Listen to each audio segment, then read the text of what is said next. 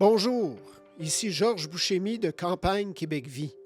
Aujourd'hui, je veux vous parler d'un sujet grave, mais trop souvent ignoré ou minimisé, les conséquences de l'avortement sur la santé des femmes.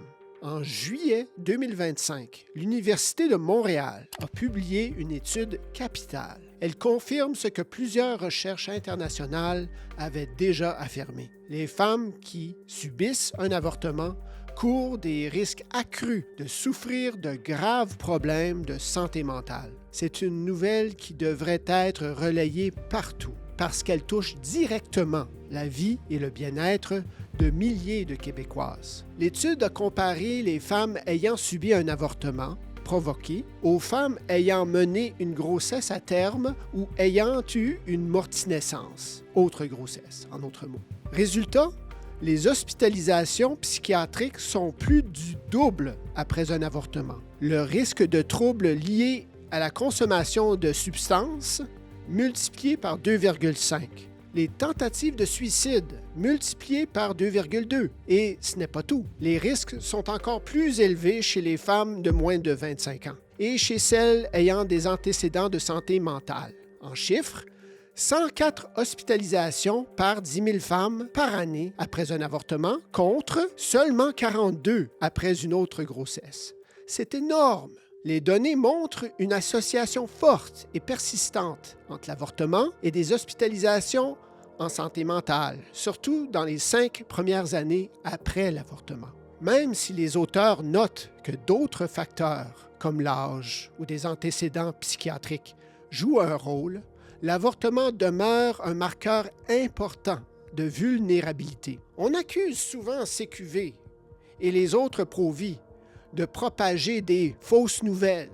On dit que nous culpabilisons les femmes en affirmant que l'avortement blesse. Mais que disent les faits? En 2011, le British Journal of Psychiatry a publié une méta-analyse portant sur 877 000 femmes.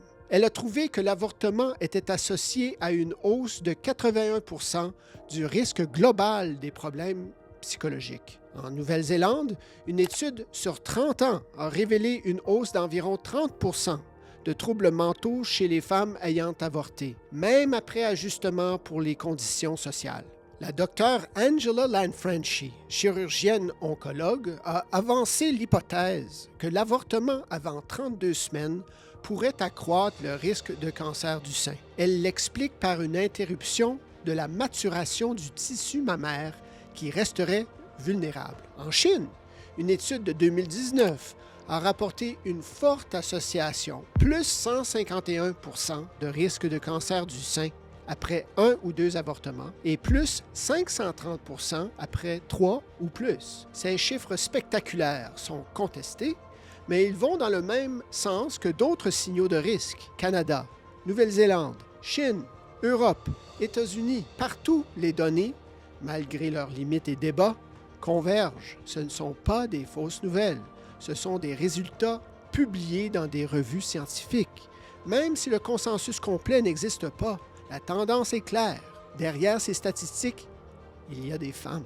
Une étude américaine de 2023 a montré que 60 % des femmes ayant avorté auraient préféré donner naissance si elles avaient reçu plus de soutien, et 67 % disent que leur avortement était contraire à leurs valeurs ou subi sous contrainte. Beaucoup souffrent de cauchemars, de flashbacks, d'un stress post-traumatique semblable à celui des victimes d'agression. D'autres décrivent des regrets intenses, des pensées récurrentes sur l'enfant qui aurait pu naître. « J'aurais gardé mon bébé si j'avais eu de l'aide. » Voilà le témoignage que nous entendons trop souvent. Il faut aussi comprendre que beaucoup d'avortements ne sont pas vraiment désirés. Plus d'une femme sur 2 dit avoir subi une pression directe de son partenaire. Certaines ont été poussées par leurs parents. D'autres se sentent acculées par la précarité financière ou par les études. Quand une femme avorte à contre-cœur, les traumatismes sont encore plus profonds.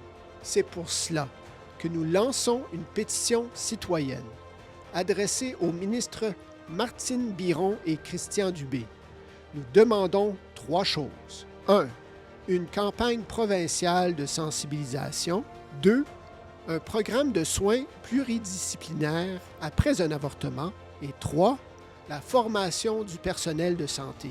Cette pétition n'est pas idéologique, elle est humaine.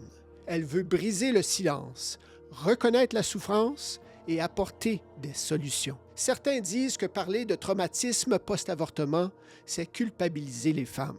Mais reconnaissez-vous la souffrance d'une personne pour la culpabiliser? Non. Vous le faites pour l'honorer. Le véritable manque de compassion, c'est de nier sa douleur. La vérité, c'est que l'avortement blesse et la science le confirme. L'avortement blesse les femmes. Le silence blesse encore plus. Alors agissons. Signez la pétition sur notre site Web. Le lien sera dans la description de cette vidéo. Partagez-la avec vos proches. Et si vous souffrez, contactez-nous. Au Canada, c'est le 1-855-871-4442 ou aide@enceinteinquiète.org. Ensemble, faisons en sorte que plus aucune femme ne soit laissée seule avec ses blessures invisibles. Merci.